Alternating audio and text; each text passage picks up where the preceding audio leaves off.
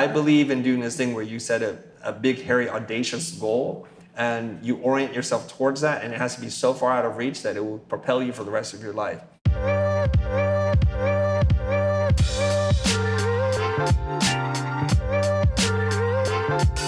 Hello everyone. My name is Olivia Owens. I'm the Creator Partnerships Manager at Teachable. This is a really special experience to kind of see what we're enabling to happen online, happen in person with all of you, with Chris here. So very excited to be able to be here and support the event. First, I want to jump in with Chris. Personal branding has come up a little bit, and I know he said he was going to come back and talk about it, but we're going to talk about it a little bit here. And I want to start off with a first question around how kind of expanding your personal brand as a content creator has helped grow your authority as a designer with clients. I know a lot of people here are here to hone their brand design skills, but they also want to grow their authority. So how could content creation be a way to do that? Okay, I am an accidental influencer. I mean that very seriously because my intention was to teach first. And then by pursuing the route of teaching, I was able to grow influence. And then one day said, oh, you're a YouTuber. And then they said, you're a marketing guru, or they say you're an influencer. Those are labels I've struggled to kind of own, but I guess that's what's happening. My purest pursuit is to be a teacher. That's my identity as an educator, first and foremost. And by doing that, and I'm not just saying this because Teachable is here, we looked at a bunch of different platforms. We decided, given the features and the functions, that was the best platform for us. It's something I would encourage all of you to do. Now, a lot of people say like, oh, I don't have anything to teach, but you'd be surprised. It's a cognitive bias. It's called the curse of knowledge. We forget how difficult it is to do something that we've now done so many times over. And I think it's one of the best investments that you can make with your time that gets you a really good ROI. The ROI being that now you have a form or a vehicle of passive income that you can then transfer your knowledge into a product that other people can consume, so you're going to make a greater impact while building some financial security for you. We know it's a really tough job market if you work for someone. I always talk about this concept. It's called job insurance. We have health insurance, we have car insurance, we have home insurance, but most of us don't have job insurance. What I mean by that is we have one source of income. When that income goes away, we are SOL. And this is a very safe thing for you to do. And meanwhile, what happens is you create a course, you build up your authority in a space, you become a sought after person, so this can turn into leads for you. You build up fans who take your courses and say, oh, this was great for me. And this is something that I would encourage all of you to pursue at some level. So for those who are having that doubt of, am I an educator? How would you suggest, or thinking back to when you were just getting started of I want to be an educator online, how would you suggest kind of breaking down what is so kind of like well-known to you to start talking to the beginner? Yeah, this is a question he had to me, which is, I want to be an educator. What are frameworks and models? Do you have any resources? It's a gigantic question with many complicated answers. So let's keep this super simple. If you're an entrepreneur today, I believe you're an educator. You just don't think of yourself as one. Because to me, entrepreneurship is when you bring people under your umbrella and you teach them your values, how you do things, your systems and your processes. And the better teacher you are, I think the better of an entrepreneur you are. Micromanagers are not good teachers. They're not great entrepreneurs because they will not teach anybody anything. They just want to do it themselves. So the first thing I would do is say, look at an educator that you admire. It's usually really close to home. It could be a parent, it could be a teacher from grade school, from college, and just try to think back on your life. Look back on your life and say, what teacher made a difference in my life? Why? Where was I? How did they teach? What models did they use? And build a rough outline as to what they did. And then use that as a roadmap to dig deeper into different teaching principles and philosophies, and that's usually a pretty good place to start. To make this concrete, Mr. Isaac Azopardi taught woodshop in junior high, John Steinbeck Middle School. I still remember his name. I can't tell you all the instructors' names, but that one I remember.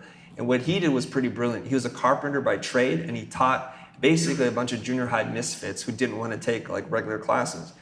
He gave us 4 assignments: build a model house, build a rocket ship, build a hot air balloon, and build a bridge.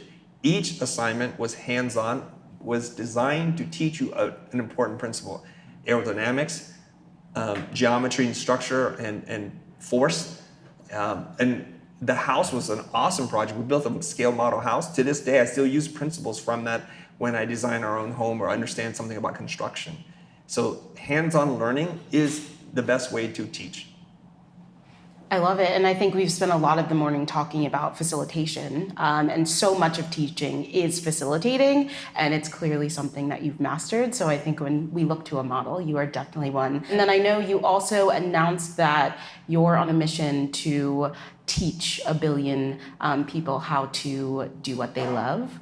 I want to check in. How's it going? And also, how are courses and community kind of helping you scale that impact?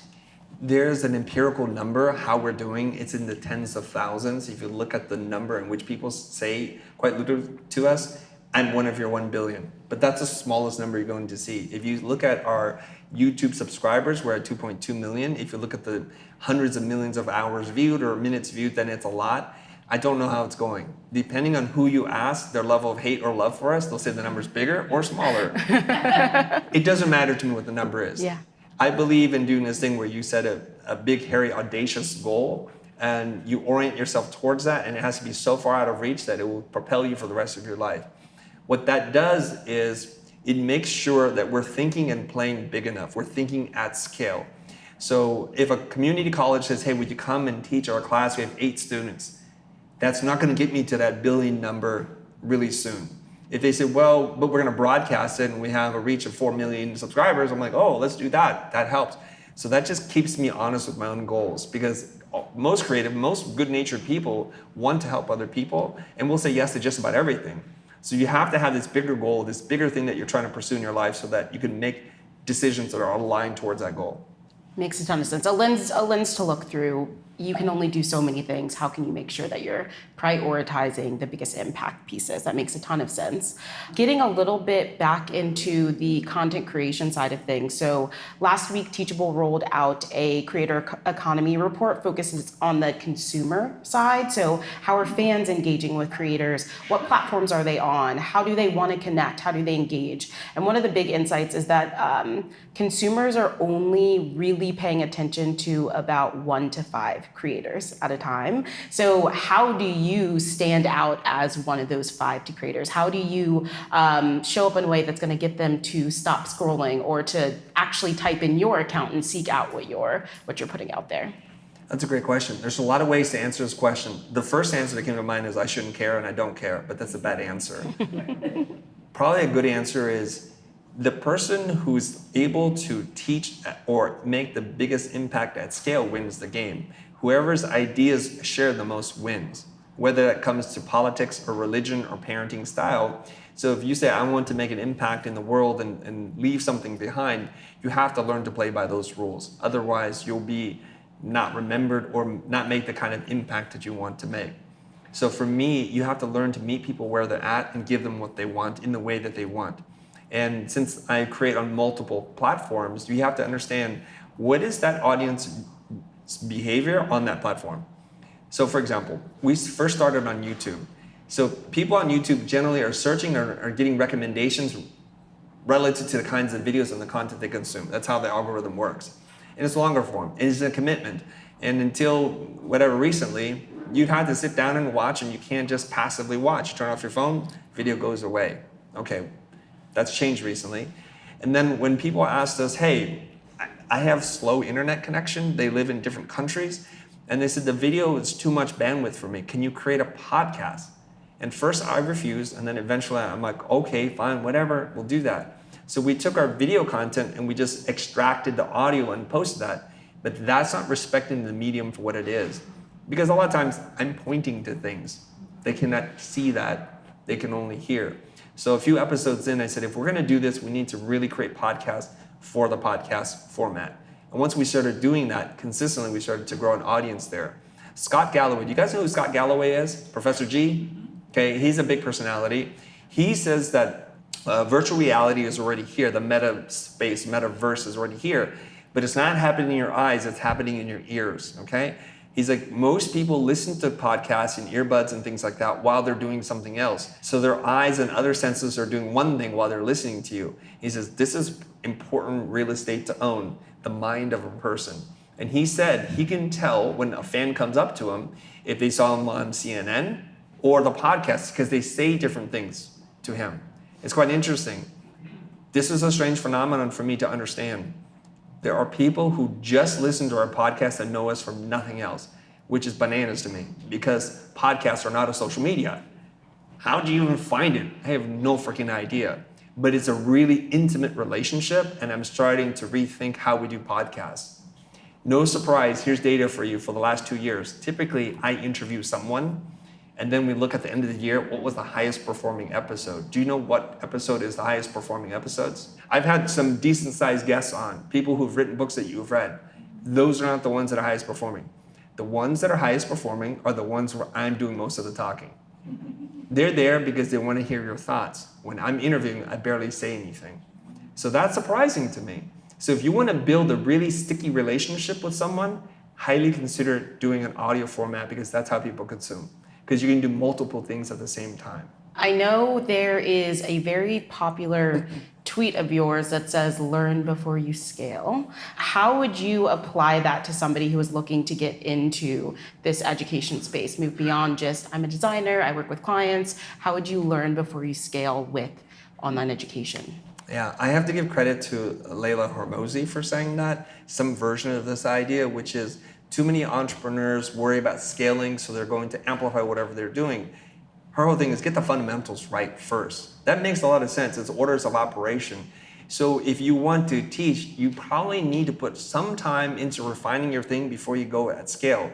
Most of you guys don't have to worry about that because you're super self-conscious and imposter syndrome and all those other kinds of things. You're not going to put anything out unless it's perfect and you're the genius at it. But there are a lot of people who are on the internet. One of the reasons why I created videos in the first place, who didn't study what they did, barely practiced it, and are on YouTube saying they're an expert at it, and I can tell you're not an expert. Go back to school. Put in the hours necessary. So that's where I think sometimes social media influencers get a really bad reputation because they are pretending to be good at something, and anybody who's doing it would say, that's not right.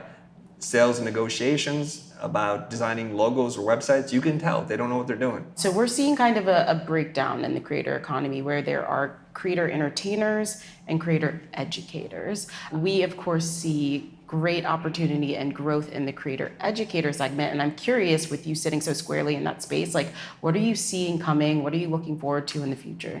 I would think that if there are better analytical tools that are made for humans, it would inform me as an educator what's working, what's not working. As you guys know, Google owns YouTube. They're a bunch of engineers, so when they make analytical tools, I can't understand any of it. There's like 3 things I can check. I wish, and I think it's going to come, where AI will interpret all the raw data, where you can just ask it, like, what insights do you have for me? So that we're not extracting data, running it through an AI, and then putting it back in. That makes a lot of sense, right?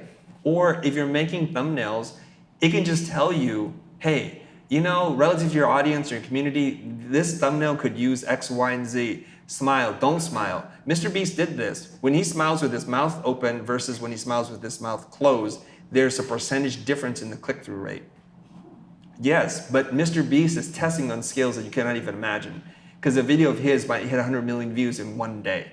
So it's powerful stuff. Like, we should have those kinds of tools. Now, the entrepreneur in the room is going to think this. We don't need YouTube to do it. You will develop the tools because that's what's happening. I was speaking to Daniel Priestley, who wrote the book Key Person of Influence, Oversubscribed, Entrepreneurial Blood. He's written so many books. And somebody asked him, what do you think the impact of AI will be? He said it will be the greatest driver of economic wealth the world has ever seen on scales you cannot even imagine. Full stop. The problem is the wealth would not be distributed evenly. So you have to ask yourself, am I going to be on that side of the fence or on this side of the fence? And I hope you're going to say, I'm going to be on the rich side of that fence.